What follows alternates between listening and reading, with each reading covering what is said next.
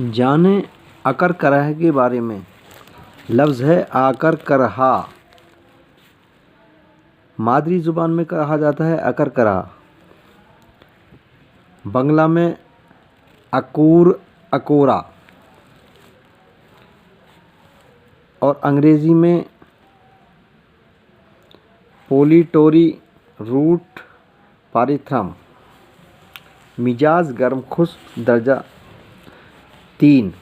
इस्तेमाल मुकव्वी बा है, मुफ्ताए सुदू है, मुकव्वी बा और मुदरहैज़ लकवा फालिज अस्तरखान रेशा जिसे राशा कहते हैं। बलगमी अमराज़ों में मुकव्वी बा की अद्वियात में शामिल किया जाता है और तिले और मंजन बनाए जाते हैं। मिकदार खुराक 1 माशा। मुकाम पैदाइश अफ्रीका, शाम, अल्जीरिया।